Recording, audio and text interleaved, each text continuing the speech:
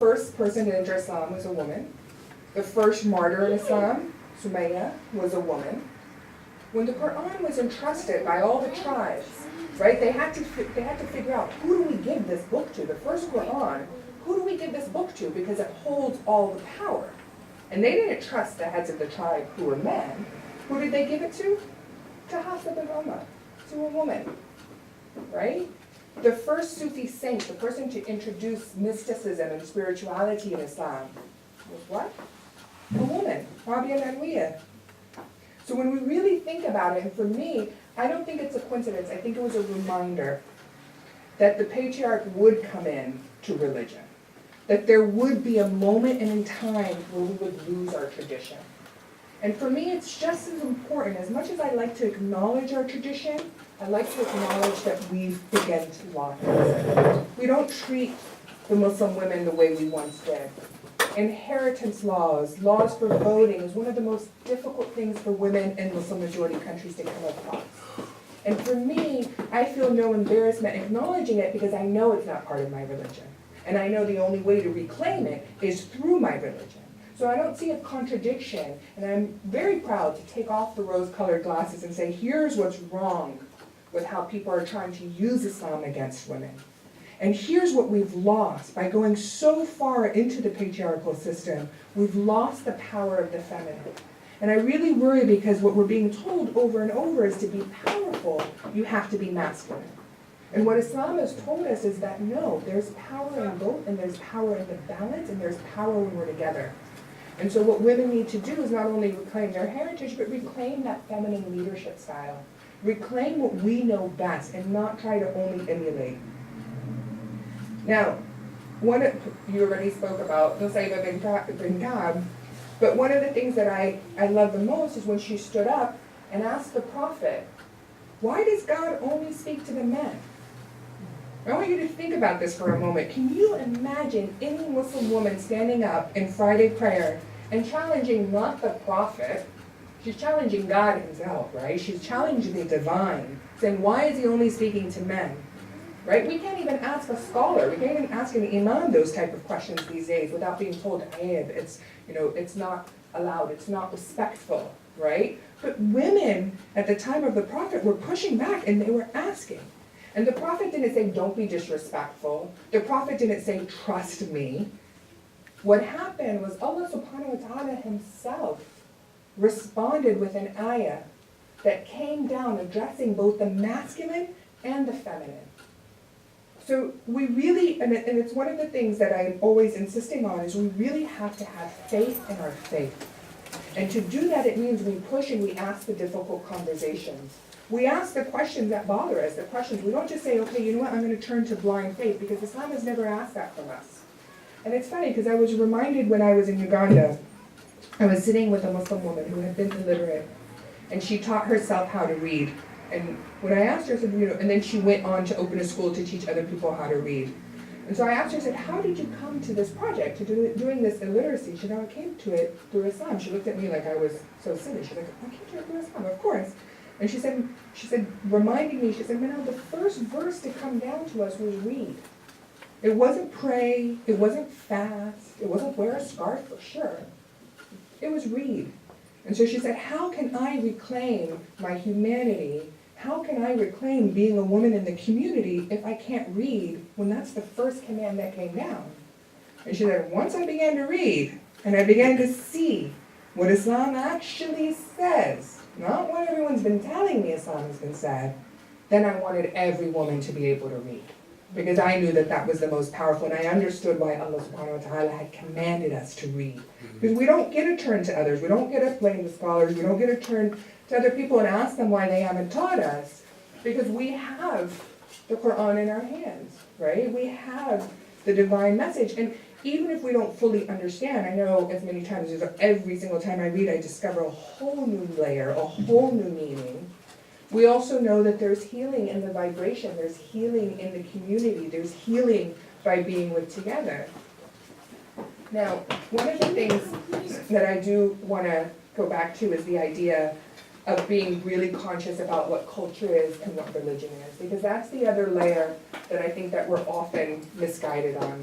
We're often not told what the actual context and what the actual history is. And like I said, I've challenged myself, and I've actually established a dialogue called Cross Red Lines, where no issue is off topic. And I'm encouraging Muslim women, whatever it is. I remember there was a point in time, there was a part of the Quran that talks about what the right hand possesses. And I remember I couldn't wrap my head around it. And so I would just skip it. Every time that chapter came in the Quran, I would just skip it, and I told myself, just have faith. And when the time comes, you'll begin to understand the depth. And it did. Eventually I pushed and I asked the scholars, and I began to comprehend just the larger framework that Islam brings to us. But if I hadn't really ever gone back, I don't think I would have been able to go in the depth of my faith the way I needed to. And that's why I started Cross Red Lines, is to encourage women. There is no topic we shouldn't challenge, whether it's sexuality, whether it's issues related to political, whether it's about leadership. There's always an answer when it comes to the religion. Now the question is, just like I said, that women in war, they don't just stop at themselves, they turn to their community, is how can women begin to turn to their community now? And I think that the most important thing, all the women you listen, all the women here, whether it's fighting violent extremism or whether it's fighting Islamophobia, you're seeing overwhelmingly that women are at the front lines. And one of the things that I hope we do today and challenge each other to continue to do is, how do we then turn and hold our hand out back to the community and help the community come with us? Because the biggest fear that I have is what we're seeing is to see people retreat, and they're becoming defensive. And in trying to protect Islam, they don't want to have the difficult conversations, which means we won't be able to evolve as a community. And just think about it. When you're defensive, what's your posture? Right? You're closed. You're covering your face. And worse, you're covering your heart. To really be open and to really evolve, we've got to be open. We've got to put our hands down, not be defensive, be forward leading. And this is what people attribute to the feminine style of leadership. This is feminine study, it's nothing to do with Islam. And what you see is fluidity, you see consultation, remember Queen Balqis, right? You see openness, you see transparency. And most importantly, women don't fall in the binary. And they don't have that luxury of extremism, because they have to survive day to day. Right? And so all those skills today is what our ummah needs. It's what our community needs at large. And so I invite you whether you're Muslim or not, if you're a Muslim woman, if you're a woman of faith, if you're a woman, embrace the feminine leadership, because the community needs it now more than ever. And I truly believe it's our first step towards not only healing us, but healing our nation. And when you look at the extremism and the violence in the world, it's also a step towards healing the world. And don't ever think that one person can't do it. I've seen it too many times where one woman emerges with an idea and transforms communities. And I know that I want to be one of those women. I already see it in you. You're doing it. And I hope that all of you will join us as well. I really look forward to the question and answers. It's my favorite part, so I'm going to stop talking now. Thank you. Allahu Akbar. Excellent on both of them. We're going to open up for any questions, and please ask them questions. Please engage. Safe space. And difficult ones too. Bring it on. Oh, not you. I'm kidding. I got a question. So, my name is Ali, first off. I was born and raised Muslim. I don't practice anymore, but spirituality doesn't come from one faith. My question is, right, like she was saying, if the Quran itself said, okay, if you treat my daughter this way, if you honor my daughter, you honor me. And if you disrespect her, you disrespect me. Why is it that women in the Muslim world are being treated so badly? Like, I can't wrap my hand around it. Because the book you're trying to preach to these people that says, hey, look, this is the deal, but you totally contradicting yourself by, looking down on women. I don't, it baffles me. Maybe you can help me with it. So I think, Mel actually touched on the answer with sort of the split between culture and faith. Right. So the problem, I think, as a Muslim woman growing up, that's very independent and bold, I struggled with that question myself, right? Any thinking person would be like, what's going on? The book says I have all these rights and power, but in practice, the community seems to be limiting me. And I think you're correct in seeing that in many Muslim majority nations, not all, right? Right. And there are ways that you see, first of all, it being fought even in those societies. Put those pictures up here, right, as one of the female leaders of Pakistan. I think we have to oftentimes do that struggle between culture and faith where we push back on culture, because culture predates faith, right? So a lot of the oppressive practices that faith is sometimes stigmatized with are actually cultural precedents that faith came to destroy in some ways, right? Islam came and gave us so many rights that culture was denying us. I mean, and I'm not saying culture is all bad. I mean, my mom tells me I come off as saying that. I'm not. I think there are beautiful things in culture, but where as a person of faith, I believe I can pick and choose between culture. I think if there's a battle between the two, my faith should always win. And I will use that to combat people within my own community trying to hold me down with religious precedent. And then what are you gonna tell me? Right, when I say, right here, says I can do this, this, and this. But that stuff takes time, and it takes, I think, a lot of people stepping up to force the change. No, I think you covered it really well. I mean, the only thing that I would add is that I truly believe that there is a global war on the feminine. And I think that Islam is one of the most dramatic where you see it in the Muslim majority world, you see it very dramatically, but if you look across the board, and I hate to say it, I mean, I've always pointed out between the double standards between like the Muslim majority and between America, but more than ever, we're really seeing how fragile women's rights are in America. I mean, even more so than Europe. I mean, it's incredibly fragile. And the exploitation of women and the use of women in terms of consumption and consumerism, I think is one of the biggest crimes that has ever happened to women in the country.